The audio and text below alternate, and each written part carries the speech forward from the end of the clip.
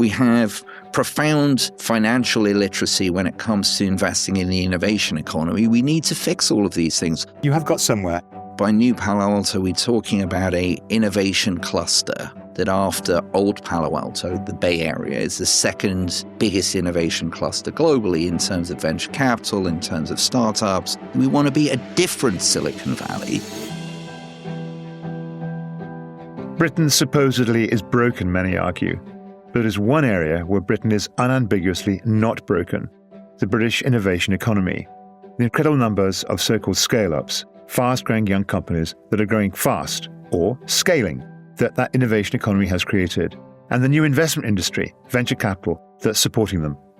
To give some idea of the numbers, Britain boasts the biggest venture capital industry in Europe, a 21st century industry that's regarded as indispensable to the innovation economy, and 2/5 of Europe's successful scale-ups. Some of the companies, Monzo and Moo, may be familiar, but Ren, Yapily, Laka, less so. But all of them, or at least some of them, could grow into the great companies of tomorrow. In the increasingly urgent debate about how to raise Britain's dismal economic growth rate, productivity and living standards, one answer stares us in the face. There's no economic growth without a critical mass of fast-growing companies like these. We need more of them. We need them to grow independently to maturity, and as many as possible to stay anchored in Britain. What those particular companies all have in common is that they were all invested in and nurtured by the varying venture capital funds created by the venture capital company Phoenix Court. It was co-founded and is led by the man sitting opposite me, Saul Klein. We're sitting in his London office in Summertown, King's Cross, one of the most deprived wards in London. He was recently identified as the world's most successful venture capitalist outside the United States. Serial entrepreneur turned top investor, he's used that platform to become one of the UK's leading voices on innovation, technology, and long-term economic growth.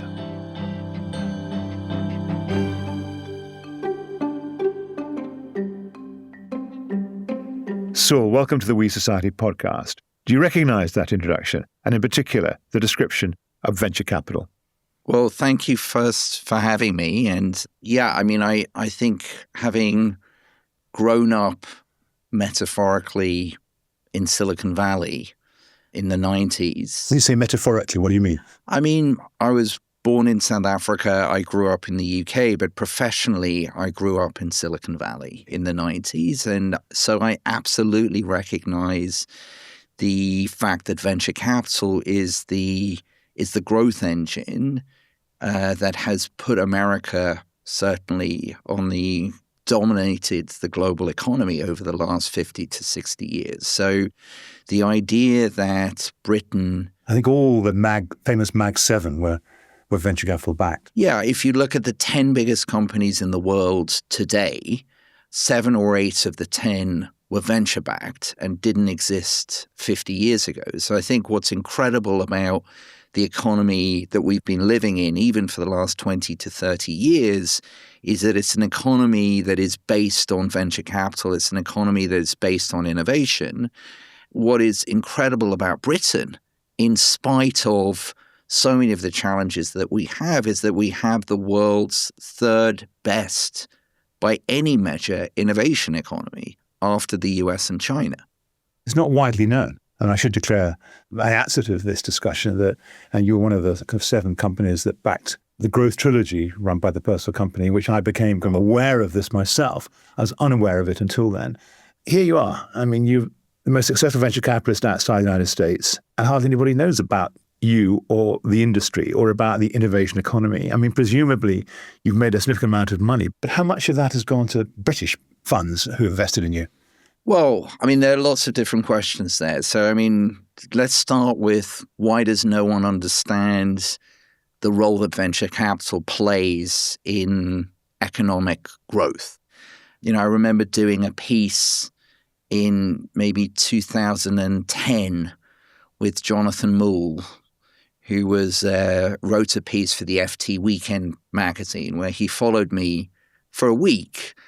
And, part of the, I think, idea behind the piece was to say there is this black box called venture capital that is finding young companies, that is, generating growth. but no one knows about it. And even those that do know about it, they think it's like Dragon's Den or The Apprentice. And I think, the role that venture capital plays in economies, really, other than in the US, has been very, very low-key and or invisible. And to be fair, in the UK, where our venture capital economy is maybe only 20 years old, it's only really been in the last 5 years that the evidence or the seeds that were planted 15, 20 years ago have started to grow up, that we can see these 1800s, as we call them, cults, companies doing between 25 and 100 million in revenue, or thoroughbreds, companies doing over 100 million in revenue. That's $1 million. $1 million. So, revenue, $100 million in annual revenue. That's substantial. It's substantial. And again, these are companies, these 1,800 companies across the UK that just didn't exist 25, 30 years ago. And Britain, in spite of all of our challenges in the city, and I would point our challenges squarely at the city and at Whitehall, the city of London, this old square mile, as we would call it, those two institutional vectors that get together every year through the Mansion House, have basically kept Britain back. And so in spite of being the world's third best innovation economy, we do not invest in ourselves. Who invests in us? Teachers from Ontario through their pension system, nurses from Denmark through their pension system, the Singapore metro system through GIC or Temasek, or the Saudi royal family through PIF. Do we invest in ourselves? No. We've got £6 trillion sitting in the UK not investing in our innovation economy. 1% of the capital that could be allocated towards our own innovation economy is coming from those capital allocators that are looking after my long-term savings, your long-term savings. And, anyone in Britain who is listening to this podcast, your retirement is being looked after by people who are sitting in the world's third best innovation economy and not investing in it. How upset do you get then about the debates, in the House of Commons and House of Lords when pension funds were being required to kind of invest up to 10% of their investment in risk capital in British scale-ups and overseas scale-ups? I mean, how do you feel, kind of sitting here as a successful venture capitalist, made money for all those people that you've described and not for British pensioners? So, many of the investors in our funds are British, to be clear. And we welcome long-term, value-aligned British investors in our funds. Nothing would make us happier.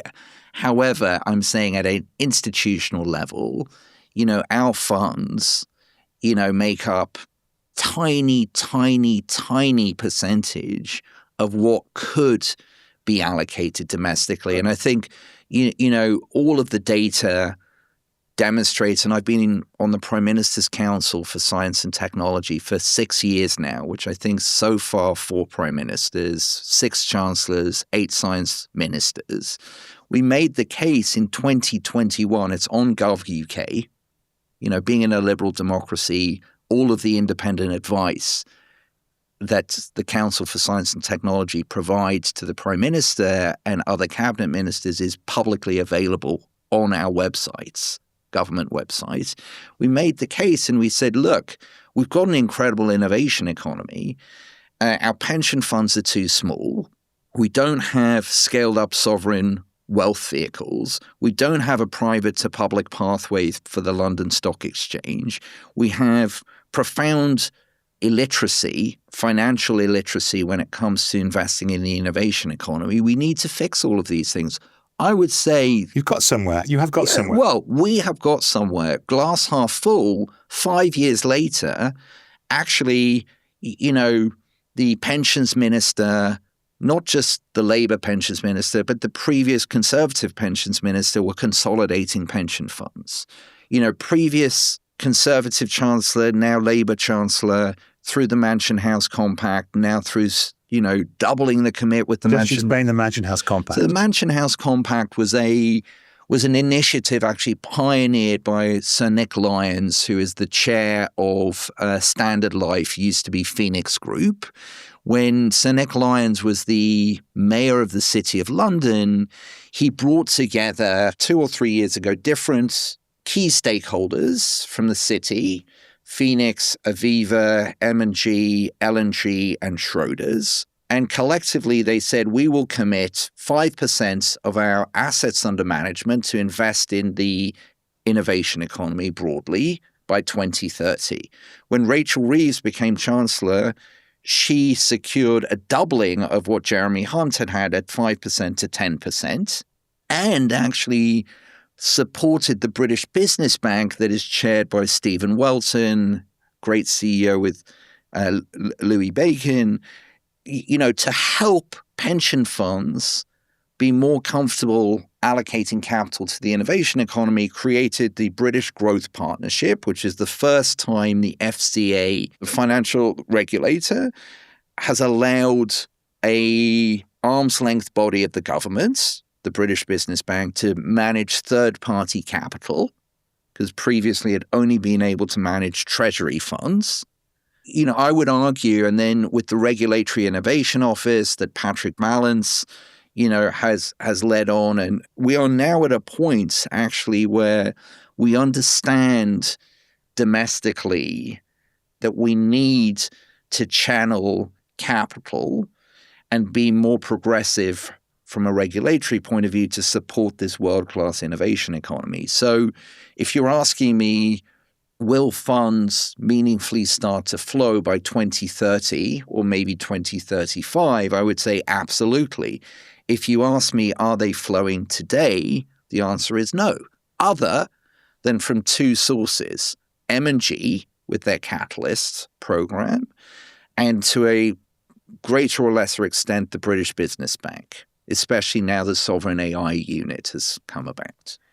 There's two big questions on my mind. One is to kind of interrogate you about why you're so hopeful about what might happen in the next 6-7 years. Before we get there, I think you should explain or it might be great if you could explain to listeners what a venture capitalist like you does. What do you actually do that is particular and unique?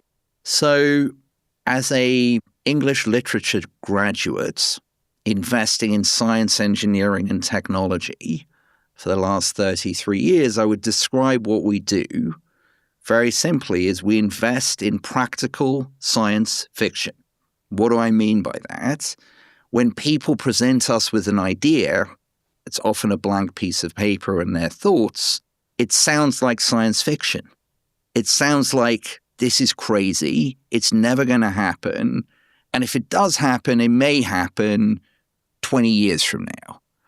The practical bit is our judgment is whether this is literally just science fiction or it could be practical. It could be something, whether in financial services or quantum or AI or advanced materials or space or photonics, that actually practically delivers impact and value over a 10 to 20 year time horizon. And this is the thing that I think people don't always appreciate about venture capital, is that it is a very long-term asset class. So, when you are investing at seed stage, which is where our local Globe Fund invests, and you mentioned that we had invested in 20 plus companies that, got to $100 million of annual revenue, that's just from seed stage. We've actually invested in 35 companies that have got to 100 million in revenue. But, the really tricky thing is when someone, a founder, comes to you with an idea that sounds to 99.9% of other people like literally science fiction, and you're saying, okay, well, here's some capital to help you go on that 20-year journey. And that's what we do at Phoenix Courts. We try and do that, and 60% of our investments or more at that seed stage. And then we try and support those founders through early growth stage, We call that fund latitude. And then at scale-up stage, solar, when they're 3 or 4 years away from an IPO. So effectively, our goal is to find these founders, we call them surfers, who are capable of riding a 20-year wave at seed stage, i.e. when they're on the beach, and then, help them build their businesses into the hillsides and all the way to the city and beyond. I mean, if you think Malibu Beach, we live on the beach with the surfers at seed stage. We don't have some fancy beachfront property, but we're helping people all the way on the journey. And so what we do is in innovation sectors. What skills are required to spot these companies and then to kind of help the founders build the team, kind of open up orders for them? To say they're companies at that stage is, they're founders. And so our focus is on founders. Our focus is on entrepreneurs, founders, innovators, people who have what most people would think of as science fiction type ideas. But we think, with our supports and with their resilience, drive, ambition, etc., become something that's meaningful. So, there are many. I was on the tube the other day. You have money that you invest in. That's one thing you do, but it's more than that, isn't it? Oh, yeah. Honestly, there is so much money available to the best founders. There are 20,000 active VCs or investors, and I think 23 out of the 20,000 have invested in more than 10 companies from seed stage that get to 100 million in revenue. So 0.13%. Is that when you say 23,000? Is that a UK number or no? It's a global number. A global number.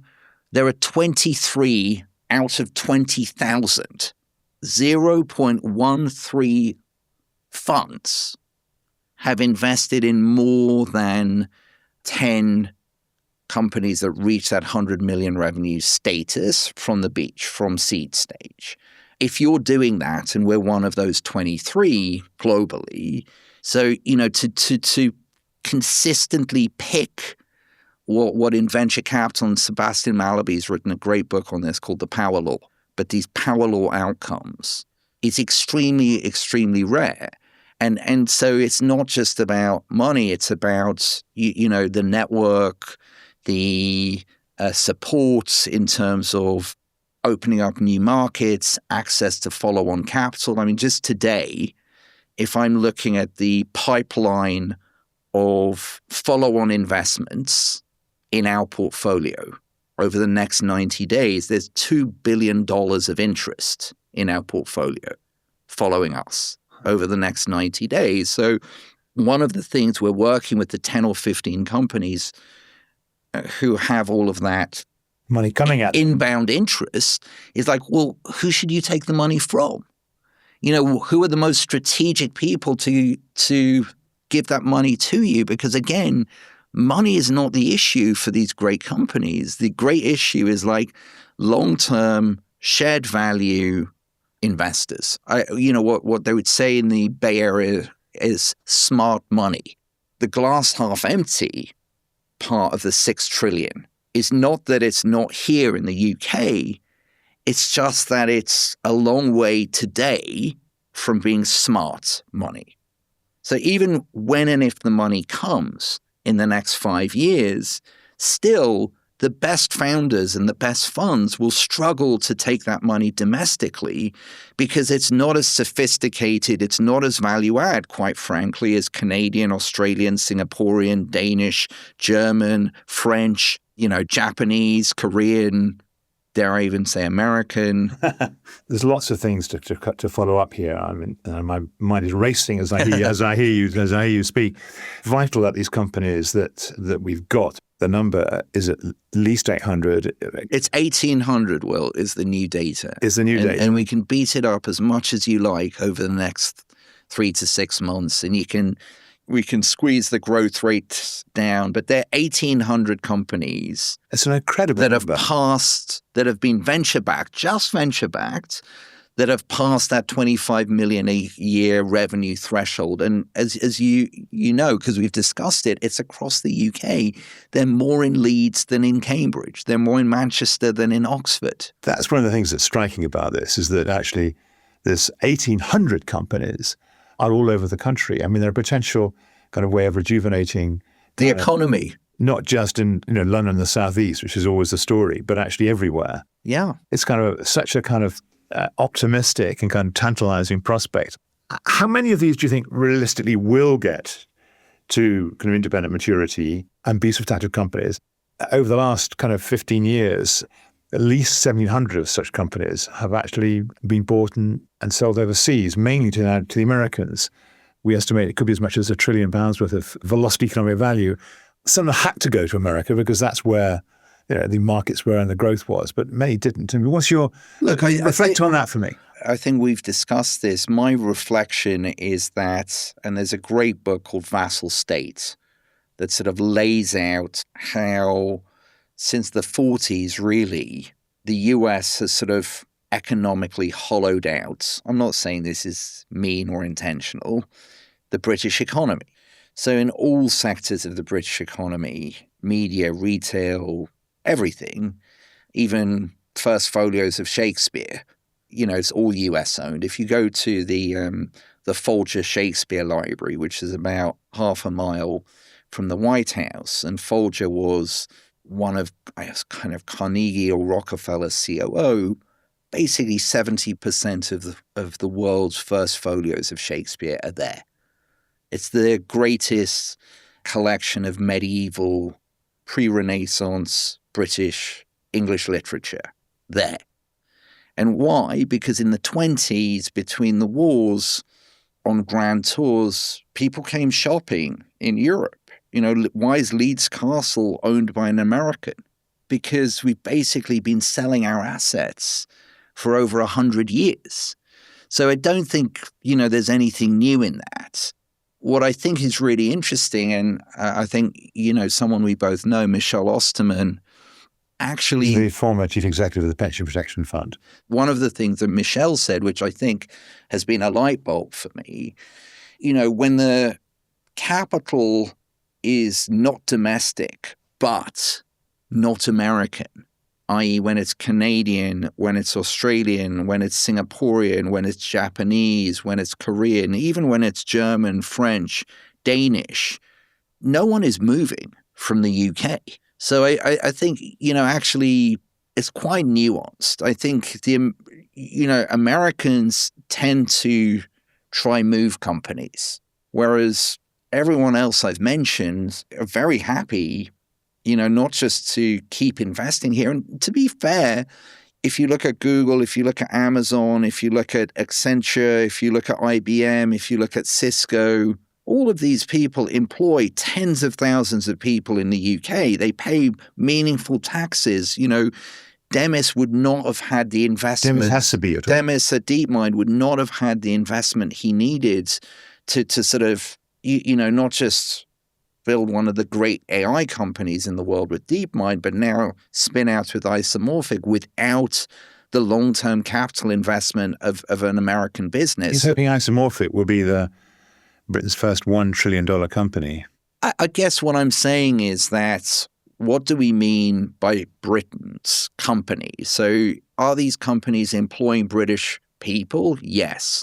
Are these companies that have British investors? No. And that's where I think we need to sort of differentiate between, actually these companies that are very successful and are growing, both born in Britain and then invested in or even bought by non-domestic buyers. And we need to just part the clouds and say the real problem here is the people who don't either understand this or don't care are people in Whitehall and people in the city. We'd like to tell you about another podcast from our friends over at The Conversation. They're a not-for-profit news and analysis platform pairing academics with journalists on every story. In their podcast, The Conversation Weekly, host Gemma Ware sits down with an academic expert every week to discuss a topic in the news to understand how we got here. From global politics to the latest scientific breakthroughs or the big dilemmas facing our planet, they talk to experts from all over the world who draw on years of research knowledge to pull out what really matters so that you can understand the context without the spin. New episodes of The Conversation Weekly land every Thursday. Find them wherever you get your podcasts.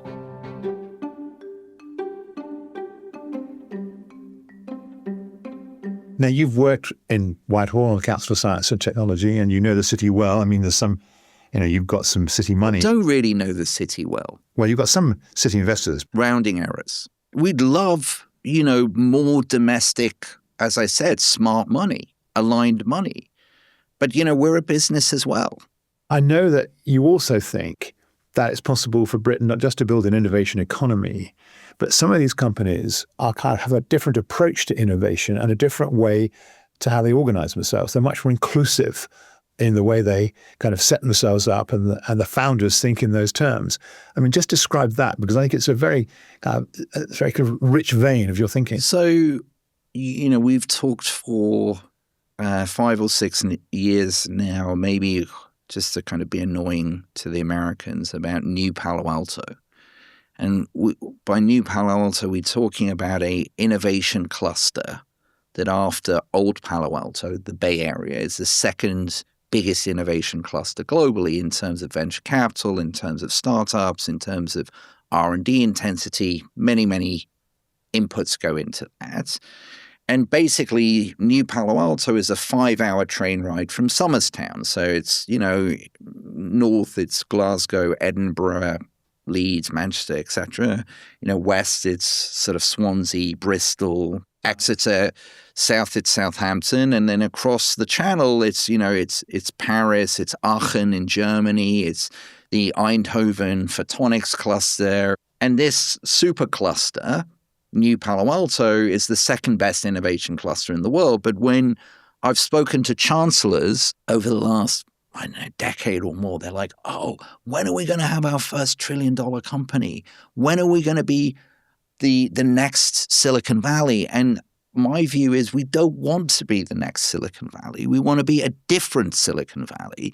And the difference is that, we want to have values, inclusive values, sorry to swear, where there is more equitable distribution, really sorry to swear, between people who are generating economic value and the broader society. And that is the sort of the premise of New Palo Alto. And it's not just a Somerstown premise. It's a premise, in Leeds. It's a premise in Manchester. It's a premise across the UK. And quite frankly, it's a premise in, look at the area around the Gare du Nord.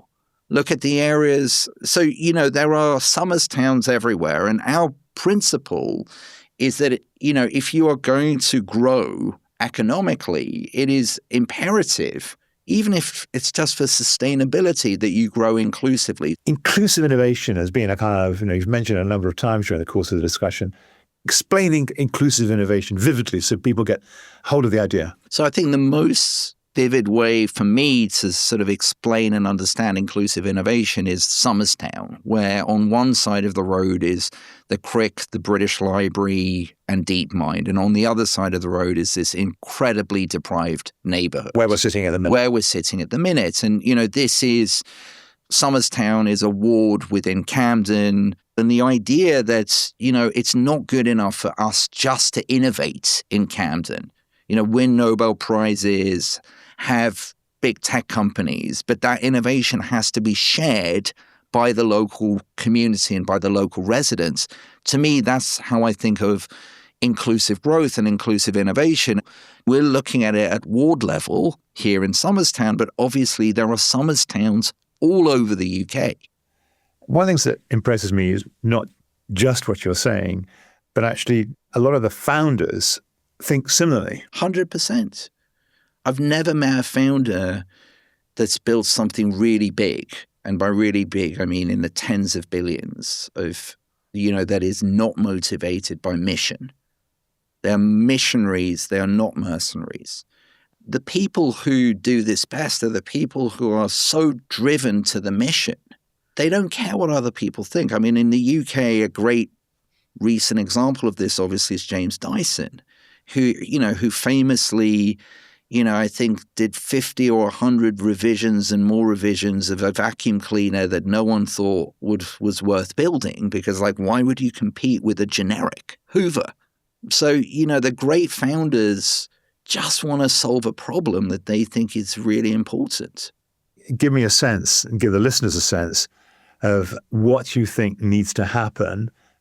We've got these universities which are providing some of the science fiction stories that you describe. Yeah. You've got the pension funds, I've described that. But, you were pessimistic, or you seem to have a pessimism about you, about whether the smart money that you urgently say is required will actually come through.